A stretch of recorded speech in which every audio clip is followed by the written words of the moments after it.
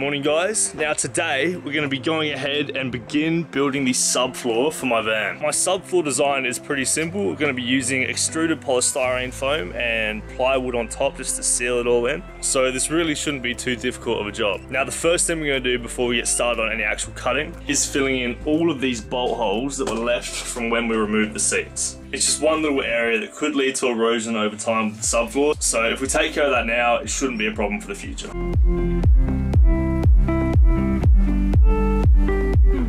So all those holes are now plugged, which means we can go ahead and begin cutting out the boards that are going to act as our subfloor.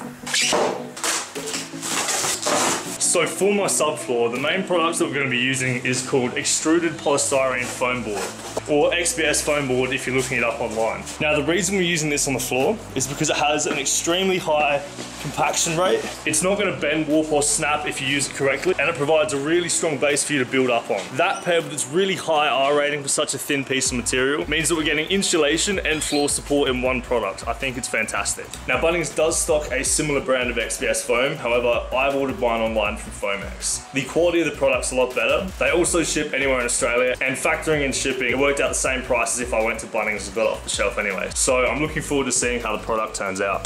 Now with this build, I've had the advantage of a subfloor that already came in the van, so I've stored that up alongside the house. You can see that it got a little bit warped in the rain, but it should still provide a fantastic template for me to trace and then install these boards really quick and easy.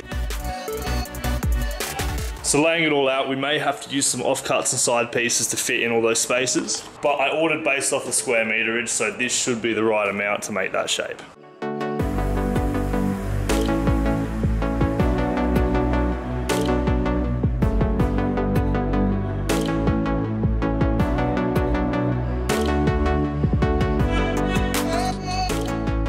So hopefully now you can see we've actually got a pretty good outline for all these pieces. So now I'm just gonna get my jigsaw, cut them out, and we'll see how that's fitting in there.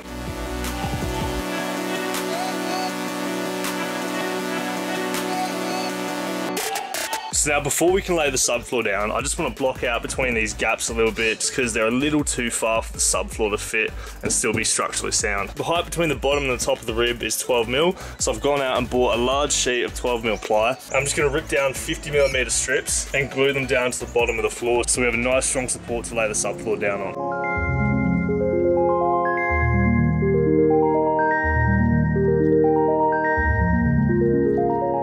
So now using those 50mm strips of 12mm ply, I've gone ahead and packed out all the low points where the subfloor is going to sit on. So now the game plan is to run a bead of liquid nails under every board just to hold it in place so that as I'm applying the subfloor it's not going to go anywhere and we have a nice firm base to build up everything else on. All my pieces are cut to size, so now we just have to take them down and see if we have to make any final adjustments.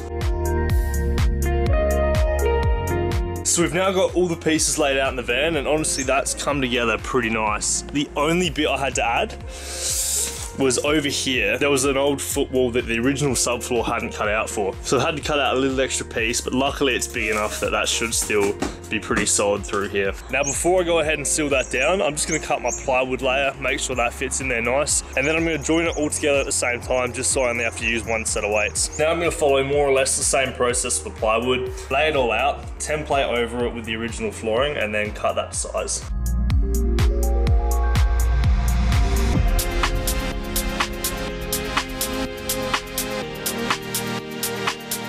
I've now got the plywood layer of the subfloor in, and honestly, that's come out really well. That's gonna sit in super cleanly around the van, and as you can see, the XPS foam provides a super sturdy base for the rest of the van to be built up on. Now, once again, it is getting late and I have work in the morning, but for now, I think that's a great start and I'm really happy with how this is all coming together. So now with the subfloor cut out and installed, what we're focusing on today is gonna be fixing it down to the floor of the van. The first step in that process is gonna be to get the XPS boards held down. So to do that, I'm using Sticker high yield expanding foam. That's gonna serve to fill any of the gaps I've missed, harden underneath and provide a little bit of extra support, as well as providing just a little bit of tacking support to hold the XPS down for the floor. Now I've got so many little panels of the XPS foam and there's a little bit of wiggle room around, so I'm going to be going through and adding expanding foam to one section at a time just so I make sure I put the pieces back down in the right shape.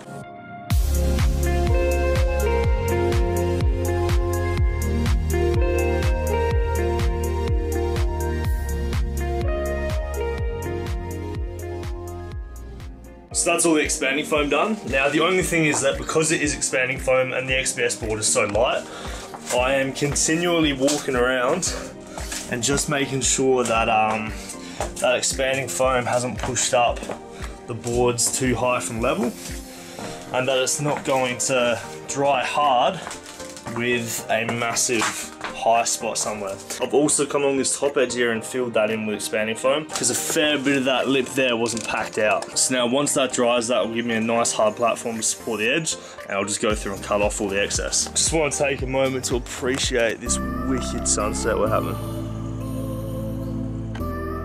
How nice is that?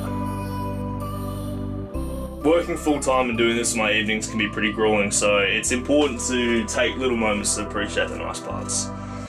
Anyway, back to it. So in order to fix my plyboard down to the XPS foam, we're going to be using a product called BondCrete. Now really, any old PVA glue will do, but I've used this in the past with fantastic results. And the plan's pretty simple. We're just going to use an old paintbrush and lather up a healthy amount, and then find whatever's in the house with a little bit of weight behind it to hold the plyboard down while it sets.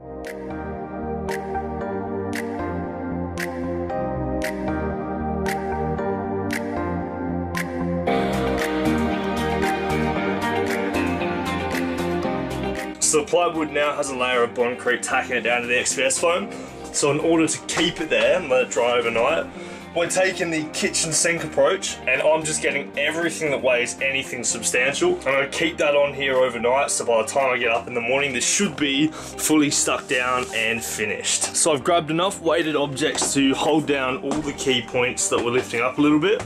And now I just have to let this cure overnight, get up half an hour earlier than usual to remove all this stuff, and following that, we should have a pretty functional subfloor. So here we have the finished subfloor.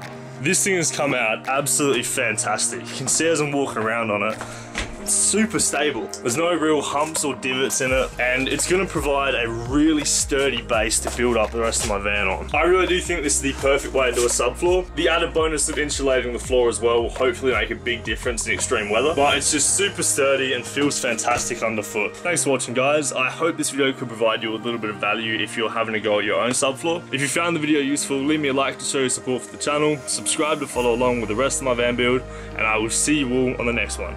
Have a good one.